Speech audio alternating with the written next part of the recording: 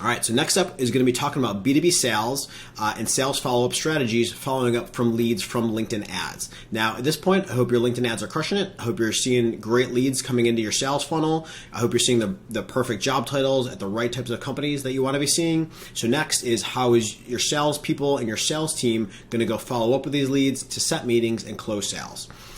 If you're a B2B organization, you might already have a pretty well-defined sales and marketing process. But if you don't, or if you're just looking for tips and tricks from LinkedIn, I'll show you those here.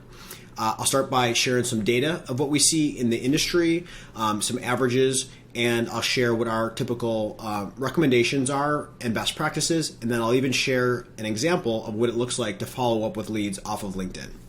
So first is some sales data. This is coming from Microsoft. They definitely know something about B2B sales, sharing that it takes 7 to 13 touch points on average to turn a prospect into a customer.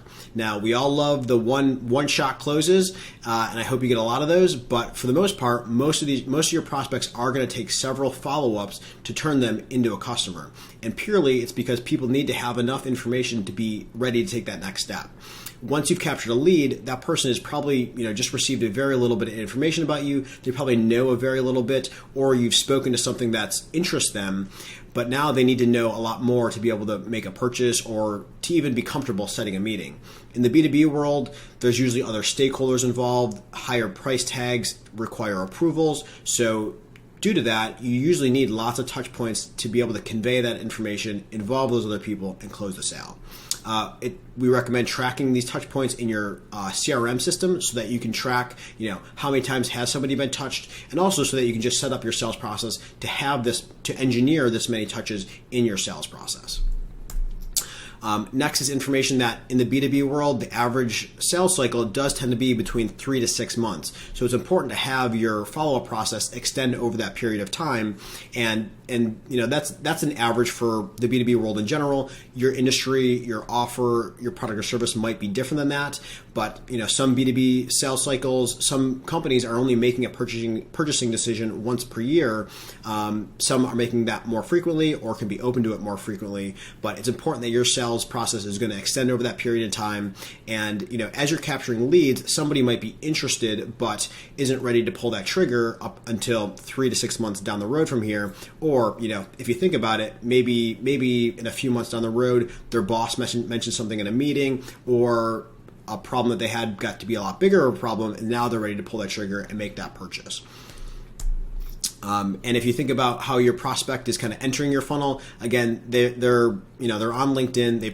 They've seen an ad, they've clicked through an ad, they submitted a form, you've captured that lead, but at that point they've really received very little information from you. They've seen an image, they've seen a little bit of copy, they've seen your logo and your company name, but this is just one touch point here. So people really need a lot more information to be able to be ready to take that next step. All right, so next, what do we recommend? What the best practice is having multi-channel varied follow-ups. And the reason for that is because different people are going to gravitate towards different mediums. They're going to be receptive to different types of content, depending on who they are and kind of what mood they're in at the time or where they are in the buying cycle. So we break this down into both sales and marketing follow-ups. In marketing, at this point, they've seen an ad, they've clicked through. Marketing should continue retargeting people with ads. Once someone's engaged with an ad, they're more likely to see just posts to your company page in the future just because they've engaged with an ad. So have activity on your company page. People will also go do their own research. They're going to go to your company page to learn more. So make sure you have some activity there so that they can see that you're an active company, and so they can just read your posts and learn more about you. But then the biggest lever here is going to be your sales outreach process. And the easiest thing is to automate your email sequence and your email follow-ups. That's an easy thing to do. But after that, the next most important thing is following up with your prospects in a personalized way, individually, one-on-one. Have your salesperson go out there, do research, look up the prospect, learn a little bit about them and their company, and then they can make that targeted outreach. Phone is the most direct, the most immediate thing. The most immediate channel. A lot of people don't answer phone numbers they don't know these days. A lot of calls might go to spam or get labeled as spam. So we actually find the highest response rates come from reaching back out to your prospect on LinkedIn, And they're actually most likely to remember you there because they initially saw you there, so they create that association, and it's easier to follow up with them there because that familiarity. And then in terms of types of content, we do recommend a mixture. It all depends on the type of content. Different people gravitate towards different types of content, and just what they're doing day to day. They might be more likely to watch a video if they're at their desk. If they're driving in a car, maybe they're going to be listening to one of your podcasts. Maybe they're more of a detailed person and they want to sit down and read a blog post. Maybe they need to see more case studies to understand how they could apply your product or service. And then maybe they're interested and they need to see some testimonials to kind of back up what you're saying and to kind of build credibility so that they're more likely to trust you. And then finally, news and updates. Having new content coming out, getting updates, knowing that you're making progress to your product or services is important so that they can see the direction that you're going. And then finally, some people just want to pick up the phone and give you a call. Maybe they just want to hop on a Zoom meeting and get a demo, so have that available for them too. So what that kind of looks like is like a follow-up process like this. Once someone's a lead, follow up with them via many different channels, many different mediums, and if your direct next pitch isn't working, then you need to then tweak that next pitch. We call that a tripwire offer most commonly. So that might be some kind of free consultation. Free consultation doesn't really convey a lot of value, neither does free demo, so be careful of how you're wording things. We tend to like free assessment, but any kind of like freebie giveaway. Tripwires can be a paid service, but a tripwire is meant to get their investment, whether it's time or money, into the process to take that next step. So we like free assessment because it indicates someone's going to show up and invest time, maybe answer questions, give you some information so you can run your assessment, but it also conveys that they're going to get some value back at the end, so it gives them a reason to come back again to a follow-up phone call. All right, so now what can this look like? So in LinkedIn Ads Manager, there is a notification section here so that you can have your salespeople turn on notifications and get these notifications right here in LinkedIn Ads Manager, but also LinkedIn can send you emails of these lead notifications when they come in. So maybe you want to have your salespeople added to the account, and then they can turn on their own notifications, get emails as soon as leads come in, and then follow up with those leads. Now, those notifications can also be set up in a CRM like HubSpot, so that you don't need to do this here, but having notifications somewhere is useful. And you might track your list in HubSpot or another CRM, but also you could just set up a spreadsheet to dump contacts into as people sign up. So you might have a lead tracker, and you might have information from your leads.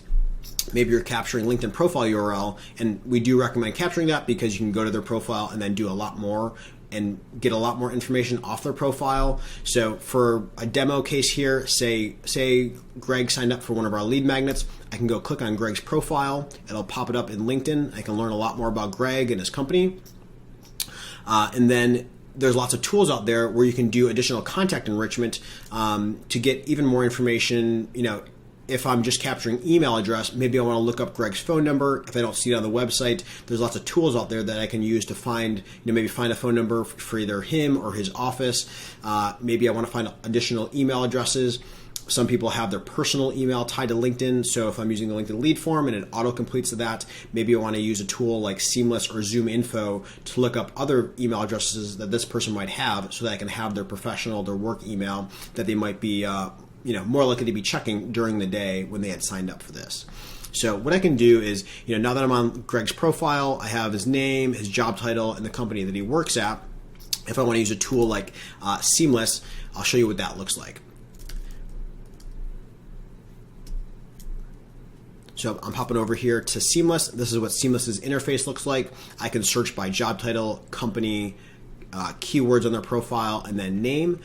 So because I have Greg's information, I'm going to pop back. I'm going to grab his name, I'm going to hit copy, go to workspaces. Let's hit clear all. Pop in his name. He's at Sojourn. Usually I just need name and company name. If it's a really big company, then maybe I need job title as well. There we go. So we found Greg, we found his company, we found a couple of phone numbers for him, and then we found an email address. So I'd cross-reference this with the email address that we got from the lead form, and then pass this information onto the sales team so that somebody can reach out personalized. So have your salespeople come to the, once you have the LinkedIn profile URL, have your salespeople come to this profile. They can just hit the connect button, and then they can just send this connection request or add a note. Maybe you'll reference how they just downloaded the guide and that you're just following up to set a meeting or share more information with them. And then also if they have Sales Navigator, they can hit more and message, and it'll pop up this little dialogue here. This is an InMail message, and I can tell that because it says premium here. So I can put a subject in there, that's optional, and then maybe I just put a little message. Here's a draft of something that we'd like to send. People just paste in, hey Greg, saw you just downloaded our trends report to prepare for 2022. The next step that most people take is to get a free assessment for their MarTech stack. It's free and only takes 12 minutes to generate the report. CMOs love it. Are you free tomorrow at 2 p.m. to get that? So your salespeople might have this templated messages, hit send, and reach out to Greg that way. If you don't hear back from Greg in the next business day, then maybe pick up the phone and give him a call. It's likely that he's going to remember you because you've sent a connection request, and also InMail messages are also sent via LinkedIn as an email. So he's probably received a few different touch points from you at this point. He's going to be more likely to recognize your company name, and when you reach out and give him a phone call, he's going to be more likely to associate that or remember that when you call him. So that's how we recommend following up with prospects on LinkedIn. If you don't have any sales process at all, we do recommend a 3-step consultative sales process as kind of like a standard sales process. If you're more of a software and a SaaS solution, you might be more just pushing people to an interface to make a purchase online. But if you're selling a service, the 3-step consultative sales process does work well. If someone's coming off a lead magnet, you don't really need the first meeting, but on that follow-up via LinkedIn, you're going to be pitching the value call, the free assessment or something like that.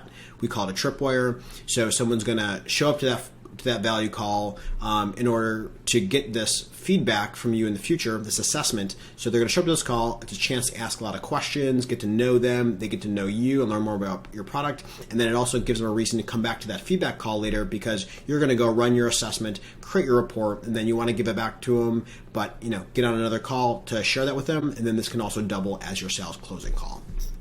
All right, so that's a lot of information about B2B sales processes and follow-ups. So make sure your process extends at least 90 days. Make sure you're using many different channels and many different formats. And then make sure your salespeople are on top of the leads as they're coming in, following up their leads right away, and then having 7 to 13 touch points when they follow up. So once you're doing all that, good luck and hope you're closing your sales.